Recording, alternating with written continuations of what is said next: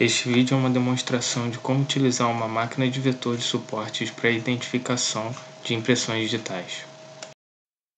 Uma máquina de vetor de suporte é uma rede neural, e as redes neurais são uma modelagem matemática para a resolução de problemas que simula o comportamento de uma forma muito simplificada do neurônio, que é a unidade básica de processamento do sistema nervoso dos animais. O neurônio funciona a partir de estímulos eletroquímicos que são recebidos com diferentes intensidades nas terminações receptoras, que ficam nesses tentáculos menores mais próximos do seu núcleo. E esses estímulos somados no núcleo podem disparar um novo sinal eletroquímico que se propaga pelo axônio, que é esse tentáculo maior do neurônio. Quando isso ocorre, pode-se dizer que o neurônio foi ativado. No neurônio matemático teórico, as terminações receptoras simulam as sinapses de entrada do neurônio biológico, ponderando os sinais recebidos através delas por constantes chamadas de pesos. Esta soma ponderada de sinais vai servir de entrada para a chamada função de ativação, que é quem vai determinar se o neurônio dispara ou não. Ela basicamente relaciona esse somatório das entradas ponderadas com a saída que o neurônio apresenta no seu axônio. Uma das principais aplicações deste conceito de neurônio artificial é a construção de classificadores, que são redes capazes de separar conjuntos de amostras de entrada em grupos ou classes de acordo com a semelhança entre os seus atributos.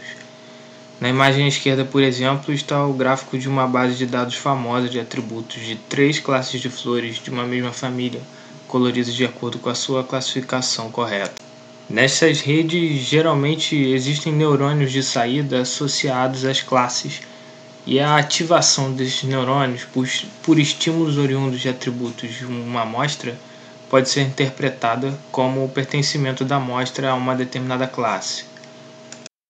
Quando o número de atributos das amostras for menor do que 4, essa seleção que o classificador realiza pode ser graficamente representada como uma separação espacial entre as amostras, como a gente pode observar nos gráficos.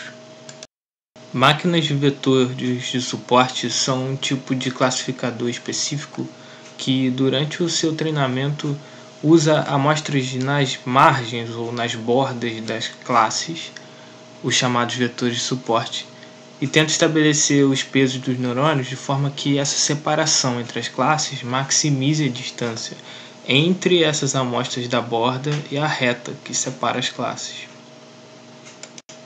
Uma máquina de vetor de suporte especificamente tem essa característica para tentar minimizar os erros do classificador posteriormente, já que outras abordagens, como por exemplo o perceptron simples, pode gerar retas, planos ou hiperplanos de separação muito próximos da região onde as amostras das classes efetivamente caem tipicamente.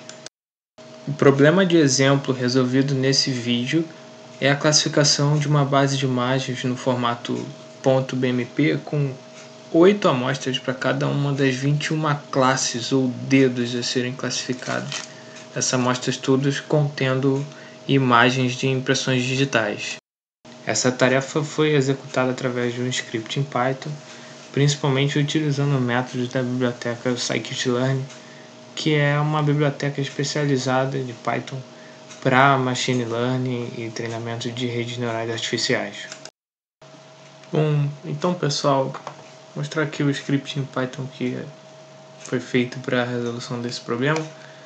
Ele começa com a importação dos pacotes que são utilizados durante o script. Tem uma função responsável definida aqui, responsável por importar os arquivos .bmp para dentro do Python e transformar as imagens em matrizes, né? Cada imagem vai se tornar uma linha de uma dessas matrizes com os atributos de treinamento e teste e os rótulos, né, que são as classes às quais elas pertencem. E já na importação, as imagens são separadas em imagens de treinamento e imagens de teste, em 50% a 50%. Na classe principal, o primeiro método invocado é esse método de importação. Depois, os dados, né, são pré-processados por uma função do pacote scikit-learn, responsável por eliminar a média e garantir uma variância unitária para todas as amostras. Isso é um tipo de pré-processamento comum, muito comum em qualquer tratamento de dados. O classificador é instanciado também pela função linear SVC, porque a gente quer usar uma máquina de vetor de suporte com a função de ativação linear do scikit-learn, com um único parâmetro de entrada, que é o número máximo de iterações. Tá? Os outros parâmetros todos possíveis, a gente usou os automáticos. Os comandos dados ao classificador fit e predict são os responsáveis por treinar a nossa rede neural com a base de dados de treinamento e os rótulos, e o predict testá-la, no caso, né?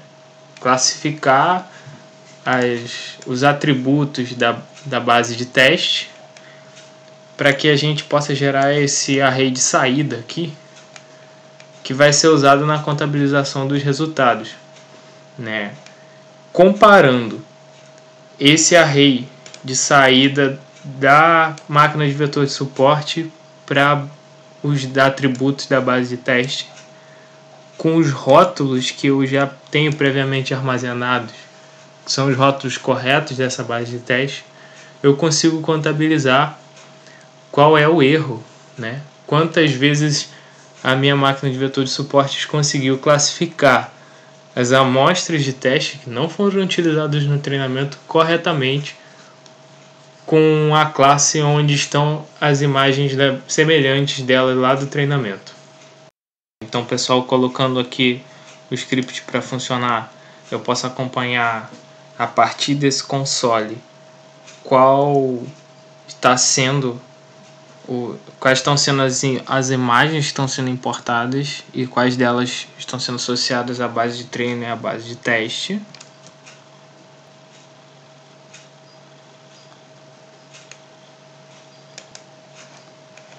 E após o final da execução, eu tenho aqui exatamente quais imagens da base de teste foram classificadas conforme o que era esperado e o percentual de erro, que ficou em 22%, cerca de 23% aí num universo de 8 amostras para cada um das 21 classes a serem determinadas pelo programa.